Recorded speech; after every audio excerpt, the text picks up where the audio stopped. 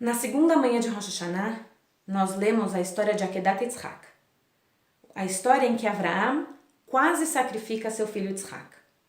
O texto começa dizendo: Vayei achar advarim haele, ve'Elohim nissa et Avraham. E depois do acontecido, Deus testou Avraham. Mas depois de que acontecido? E por que Deus tem que testar Avraham? Essas são apenas algumas das inúmeras perguntas que surgem desse versículo e de toda essa história. E as gerações foram tentando respondê-las, cada uma à sua maneira. O livro de Jubileus, que não é um livro que entrou para o cânon oficial judaico, mas é considerado literatura judaica da época do Segundo Templo, e que reconta a história de Bereshit, Gênesis até o Êxodo, em ciclos de 49 anos, dado que o 50º ano é o ano de Jubileus. E contando a história de Akedat Yitzhak, tem uma cena que nós não encontramos na Torá. Está havendo uma conversa nos céus sobre Avraham, sobre como ele é fiel e devoto a tudo o que Deus pede para ele fazer. E então é que aparece uma figura chamada Sar Mastemah. Ele coloca um pouco em dúvida, dizendo: na verdade, quem Avraham gosta é do filho dele. E eu duvido que se você, Deus, pedir para que ele sacrifique esse filho tão amado, ele vai fazer a sua vontade.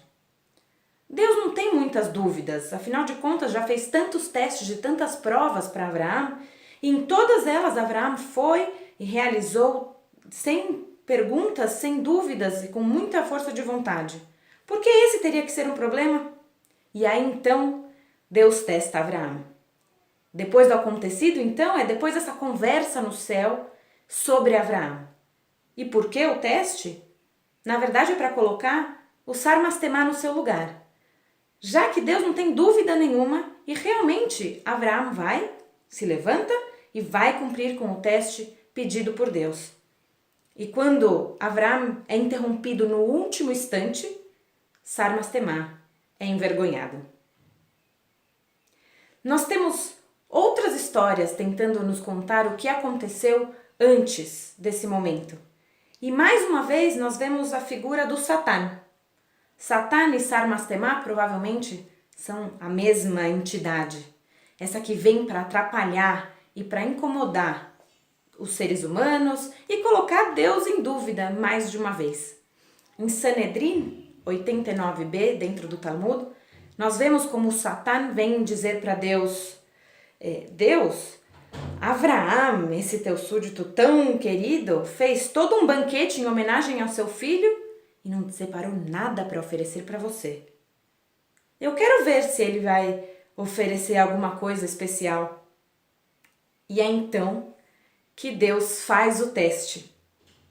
O teste colocando esse filho tão querido como o objeto do sacrifício, já que ele não tinha sacrificado nada nesse banquete em homenagem ao filho.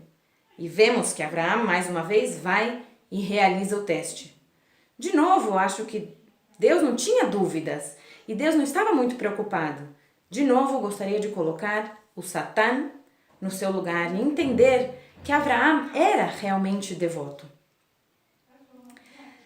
Outra vez em que o Satã aparece como uma outra figura é no nome de Samael.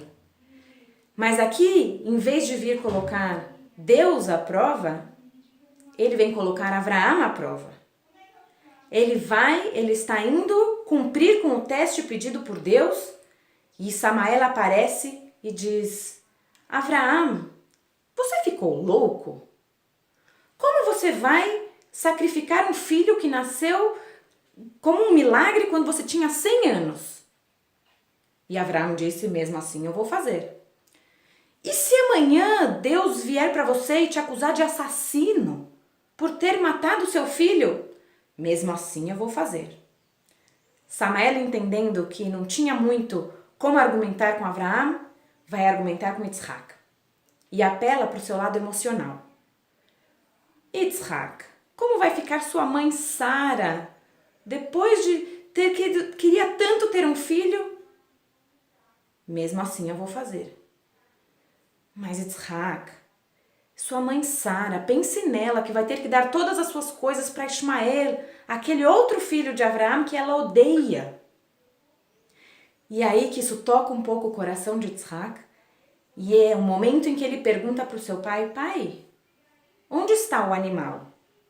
Buscando um pouco de compaixão por esse pai que estava indo, sem pestanejar, a sacrificá-lo. Essa história nos mostra que ambos sabem exatamente o que está acontecendo e ambos estão indo convictos. Mas nesse momento Yitzhak fica com um pouco de dúvida. E é então que Abraão responde, Deus proverá o animal. E o Midrash aqui agrega, e se Deus não prover o animal, se não houver animal, você será o sacrifício a Deus. E o Midrash diz então que eles foram e caminharam juntos, porque o texto da Torá nos traz que eles caminharam yardav, juntos. Juntos com a convicção, juntos com o objetivo de cumprir com o desejo divino.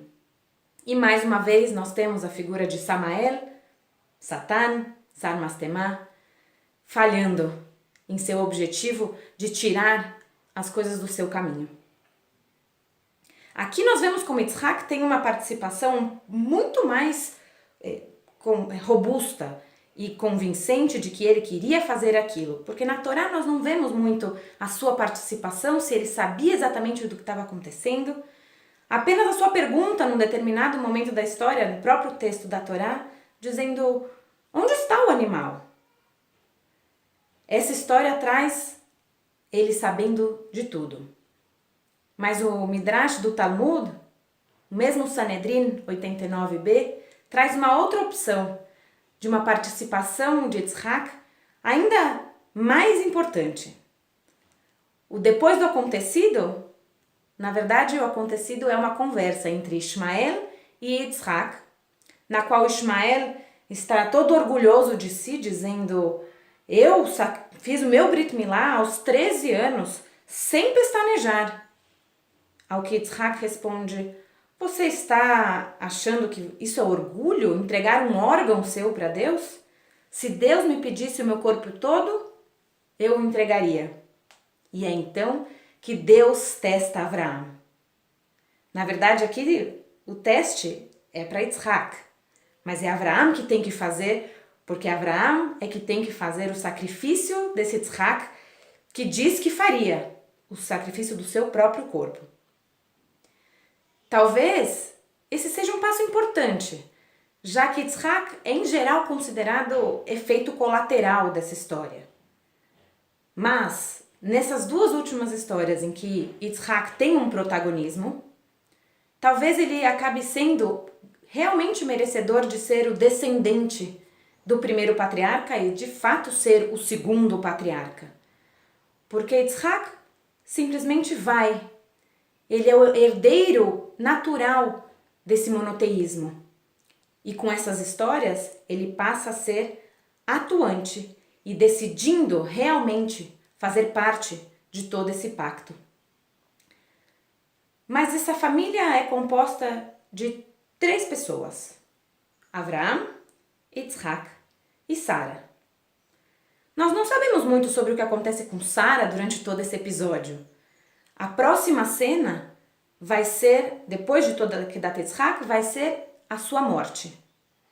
Ao que muitos juntaram uma história com a outra, dizendo que ela morreu de desgosto ou até de susto, porque existe um Midrash que diz que o Satan, mais uma vez, vem contar para ela o que está acontecendo e ela morre. Mas eu gostaria de trazer um Midrash moderno, de Rivka Lubitz, que diz que Deus veio testar Sara. O depois do acontecido não foi com Abraão, não foi com Yitzhak, e sim com Sara. Deus diz para ela, o teste é, vai sacrificar o seu filho, Yitzhak. Ao que ela diz, de jeito nenhum. Nenhuma mãe nunca vai sacrificar o seu filho. E no dia seguinte, quando ela acorda, o Midrash diz que ela entende tudo, quando não vê nem Avraham nem Yitzhak em casa. E é então que ela pede aos céus para que perdoe Avraham e para que impeça que isso aconteça. Porque, nas palavras de Sara dentro desse Midrash, aquele que sacrifica seu filho em nome de Deus, no final vai ficar sem filho e sem Deus. E quando ergue as mãos pedindo, por favor, perdoe, impeça Abraão de fazer essa loucura, é o justo momento em que Abraão é interrompido no último segundo, para que esse teste, esse sacrifício não ocorra. Cada um desses midrashim, dessas histórias, nos traz uma diferente perspectiva sobre como enxergar o teste, sobre como responder o depois do acontecido. E talvez a gente leia essa história logo no início do ano para entender que nós temos muitos testes durante nossa vida. Testes que já aconteceram, testes que estão vigentes e testes que ainda irão acontecer. E se olharmos para cada uma dessas histórias, talvez possamos aprender diferentes maneiras de lidar com testes. Abraão entra de cabeça, sem questionar, sem muita dúvida. Quer que o teste termine logo. Yitzhak assume protagonismo e quer se entregar para que isso possa acontecer da maneira mais correta possível. E Sara nos diz que às vezes temos que dizer não. Nesse teste eu não vou entrar. Isso é uma loucura. Porque às vezes os testes, eles testam nossa paciência, nossas emoções, nossos bolsos e muito mais. E talvez tenhamos que buscar dentro de nós a força e a coragem de tentar enxergar nesse teste como eu devo agir. Buscar ajuda da família, dos amigos, da comunidade, para o próximo teste ser enfrentado talvez da maneira correta, buscando a melhor maneira de enfrentar cada um dos testes. Porque às vezes temos que entrar de cabeça, às vezes temos que assumir qual é o nosso papel e às vezes temos que saber dizer não. Shana Tová, Umetuká.